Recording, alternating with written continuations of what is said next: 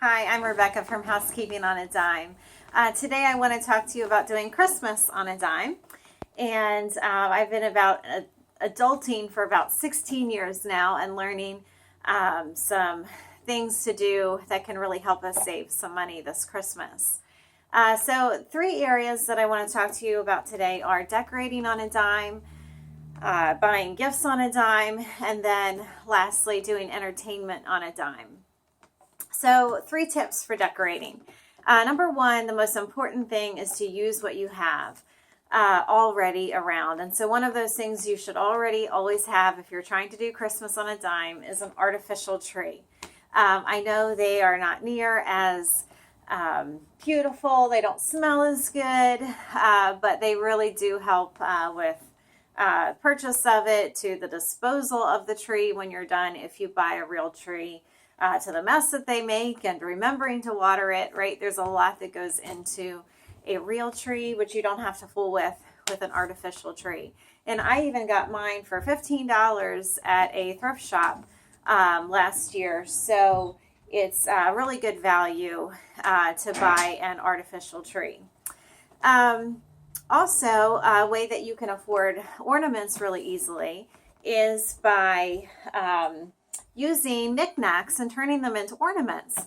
So, I mean, all kinds of things, whether it be a little glass or coffee teacup that you have, you put a little ribbon on it and hang it on your tree, to a little bell that we were given at a wedding once that you could ring. I tied a little bow on it and put a little hook on it.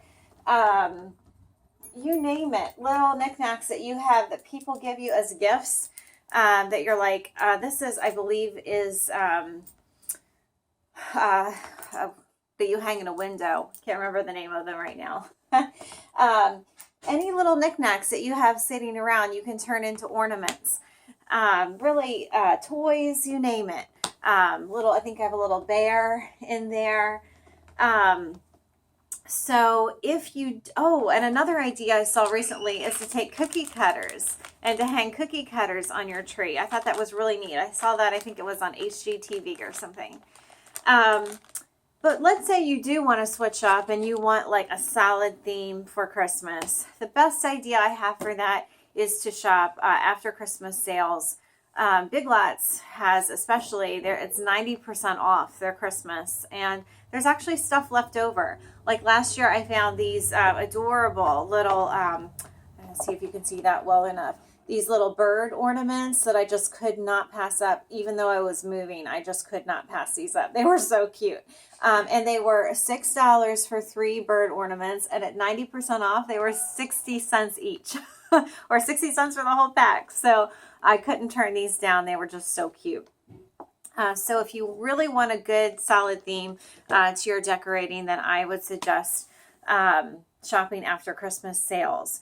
And of course, not only can you buy the decorating, but you can also buy all your gift wrap at those sales as well. But don't overlook secondhands, right? Secondhand is probably my number one idea on my blog for saving money. And so you can buy decor at yard sales, at thrift shops, and you can also buy brand new wrap at yard sales and thrift shops. So I found this at the Dollar Room at my local consignment shop. I loved the pattern of wrapping paper, and it's a ton of wrapping paper for $1. It is 50 square feet. So those are my decorating ideas. Now let's talk about gifting on a dime. I have always done this, and that is shopping for gifts all year round on amazing prices. And so you can do this for things that are universal, things that anybody would love, that any child would love, that any man would love, whether it's a new pack of undershirts or socks or whatever, and you find it on a great price. You know it's something that they're going to need or want at Christmas time. Especially this works for friends when you're buying things like lotions or things that, are universal things that they would want. The tricky part comes is Christmas rolls around and you're worried, like, yikes, will they still want this item, number one? Or I think, okay, I had a $20 budget for this person, but because I bought everything on clearance this year, in reality I only spent $10, and now you feel guilty, like maybe I should make it up somehow and buy the rest. So that is a dilemma. And I mean, my opinion and advice would be just the item is still worth the value of $20. You're not, using your money selfishly on yourself, right? You're just trying to save money for your family. So go ahead and give them that item that you bought because that's what you can afford, right? Or one of the things that my sister and I have done in later years for our kids is we have them create Amazon wish lists. And so then we know for a fact that's what they want. And then if you have to, you just lower the budget. So instead of a $25 budget this year for each kid, you do a $20 budget or a $15 budget. And definitely shop around though. Just because that item they put on Amazon is what they want, check eBay, check Walmart.com, check physical stores for that item as well. Just in case you can find the exact same item for cheaper, but Amazon just gives you like a very comprehensive place to put things on a list. One of the things that a good friend of mine does is, who has a large extended family, is they draw names. And I know this is not a new idea, been around for ages.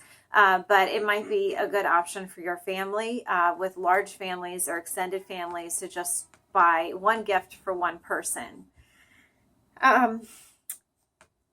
Next idea I have may sound a little tacky, but it's worked, and I find people like it just as much, and that is to buy gifts at a consignment shop.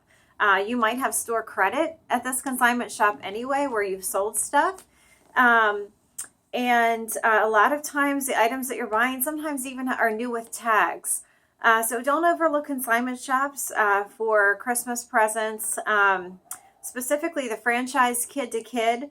You can actually get more money back for the items that you sell there if you use that money on buying things from their store.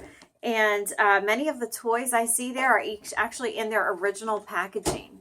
So that's another idea for you.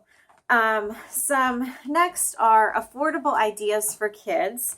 One of the things, once again, it might sound a little tacky, but it's amazing how much kids love that, is a Dollar Tree gift card. $5 gift card, right? Not a big expense. And yet the kids think, oh, it's so cool to go into the store and pick 5 items that you really want at the Dollar Tree. So that's an idea for kids. This is a good idea for like friends, kids that you don't have a big budget to spend on, but you still want to make a really cool gift for them. And of course, it's a good idea for people that you need to mail away a gift for, because it only costs a stamp with a Christmas card to send it. And then I really like Five Below. Five Below has some, I was shocked to see recently that a remote control car we bought at Five Below 2 years ago is still turning on and it's still working. So don't think that just because it's cheap that it won't work. And then Five Below also has a lot of sports balls, whether they be basketball, soccer balls, playground balls for the younger kids. And typically a kid would never turn down another ball, because balls get deflated, they get dirty real fast, and so balls are usually a good bet. Gift cards. Couple sites online to buy reduced gift cards are Cardpool, card, and then Pool, Pool, and also Gift Card Granny shows all the different sites that you can buy reduced price gift cards. And then I noticed this week in the Dollar General ad, it had, if you bought 2 gift cards, you could get $6 off. And they had like Cracker Barrel and Chili's gift cards listed there. So you might want to check that out. Very important this time of year before Thanksgiving to create yourself a spreadsheet of all the names of people you have to buy gifts for, the dollar amount that you plan to budget for them, some ideas that you have for them, the store that you might buy them at, and then I have a little place to check off if I got it or not. Couple reasons why this is helpful. Number one, I was able to ask my husband, like, how much will we budget for the kids? So then I could also put all the other people that we're buying gifts for and give him a grand total. And it helps put things in perspective. Ooh, maybe we don't need to spend that much money on things that they're not playing with anyway. And then also, this is really helpful because when you put the store down, when you get a 20% off coupon, for example, at Big Lots, then you can have multiple things that you're looking for with that coupon rather than just one item and then rushing around closer to Christmas to get the missing things that you forgot about. A plan, of course, is always your best bet. And I'm sure you can probably even figure out a way to do this on your phone so you don't have to do it all and then transfer lists, written old-fashioned handwritten list. So generally, I have found that buying something at a physical store is a better bet than buying things online.